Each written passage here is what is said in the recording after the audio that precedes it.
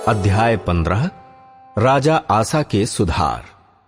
तब परमेश्वर का आत्मा ओदेद के पुत्र अजर्याह में समा गया और वो आसा से भेंट करने निकला और उससे कहा, हे आसा और हे सारे यहूदा और बिन्यामीन, मेरी सुनो।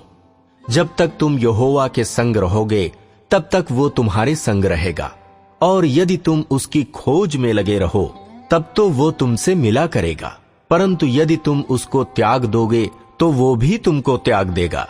बहुत दिन इस्राएल बिना सत्य परमेश्वर के और बिना सिखाने वाले याजक के और बिना व्यवस्था के रहा, परंतु जब जब वे संकट में पड़कर इस्राएल के परमेश्वर यहोवा की ओर फिरे और उसको ढूंढा, तब तब वो उनको मिला।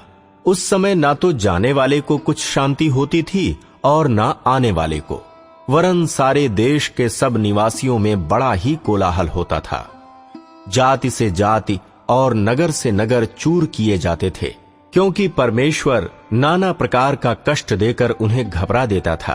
परंतु तुम लोग हियाव बांधो और तुम्हारे हाथ ढीले न पड़े, क्योंकि तुम्हारे काम का बदला मिलेगा। जब आसा ने ये वचन और ओदेद नबी की नबूवत सुनी, तब उसने हियाव बांधकर यहूदा और बिन्यामीन के सारे देश में से और उन नगरों में से भी जो उसने एप्रैम के पहाड़ी देश में ले लिए थे, सब घिनौनी वस्तुएं दूर की, और यहोवा की जो वेदी यहोवा के ओसारे के सामने थी, उसको नए सिरे से बनाया। उसने सारे यहूदा और बिन्यामीन को और एप्रैम, मनश्शे और शिमोन में से जो लोग उसके संग रहते थे, उनको इकट्ठा किया, क्योंकि वे यह देखकर कि उसका परमेश्वर यहोवा उसके संग रहता है, इस्राएल में से बहुत से उसके पास चले आए थे। आसा के राज्य के 15वें वर्ष के 3 महीने में वे यरूशलेम में इकट्ठा हुए। उसी समय उन्होंने उस लूट में से जो वे ले आए थे 700 बैल और 7000 भेड़ बकरियां यहोवा को बलि करके चढ़ाई।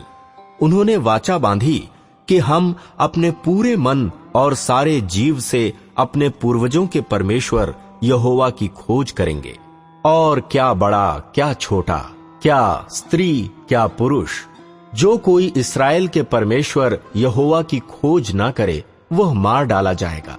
उन्होंने जय जयकार के साथ तुरहियां और नरसिंगे बजाते हुए ऊंचे शब्द से यहोवा की शपथ खाई। यह शपथ खाकर सब यहूदी आनंदित हुए, क्योंकि उन्होंने अपने सारे मन से शपथ खाई और बड़ी अभिलाषा से उसको ढूंढा, और वो उनको मिला, और यहोवा ने चारों ओर से उन्हें विश्राम दिया।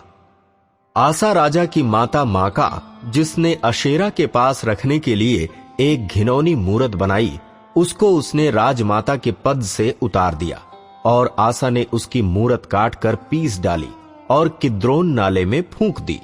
ऊंचे स्थान तो इस्राएलियों में से ना ढाए गए, तो भी आसा का मन जीवन भर निष्कपट रहा।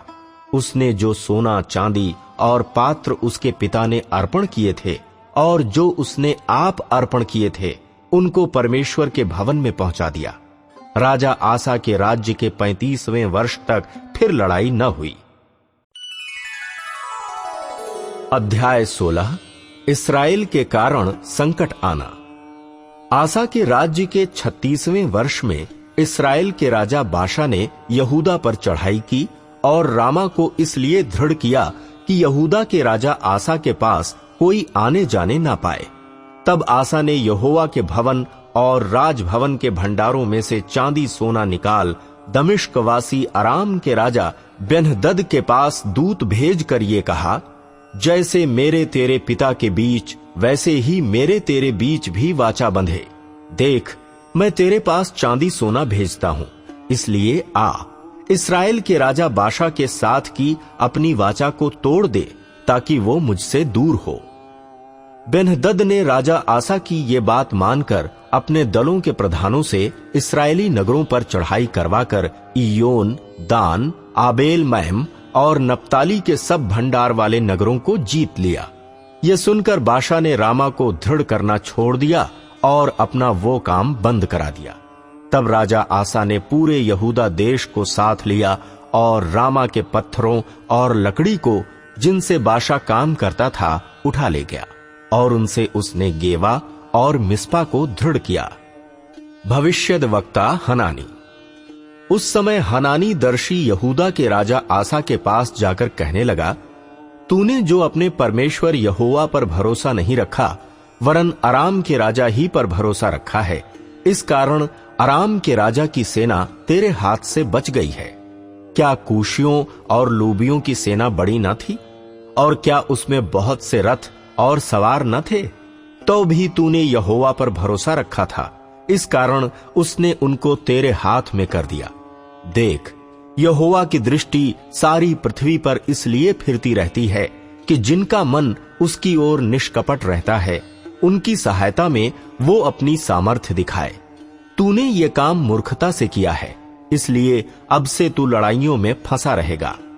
तब आसा दर्शी पर क्रोधित हुआ और उसे काठ में ठोंकवा दिया, क्योंकि वो उसकी ऐसी बात के कारण उस पर क्रोधित था। उसी समय से आसा प्रजा के कुछ लोगों पर अत्याचार भी करने लगा। आसा के राज्य का अंत। आदि से लेकर अंत तक आसा के काम यहूदा और इस्राएल के राजाओं के वृतांत में लिखे हैं। अपने राज्य के 39वें वर्ष में आसा को पांव का रोग हुआ और वो रोग अत्यंत बढ़ गया। तो भी उसने रोगी होकर यहोवा की नहीं, वैद्यों की ही शरण ली। अंत में आसा अपने राज्य के 41वें वर्ष में मर के अपने पुरखाओं के साथ सो गया। तब उसको उसी की कब्र में, जो उसने दाऊदपुर में खुदवा ली थी, मिट्टी दी गई और वो सुगंध द्रव्यों और गंधी के काम के भांति भांति के मसालों से भरे हुए एक बिछौने पर लिटा दिया गया और बहुत सा सुगंध द्रव्य उसके लिए जलाया गया।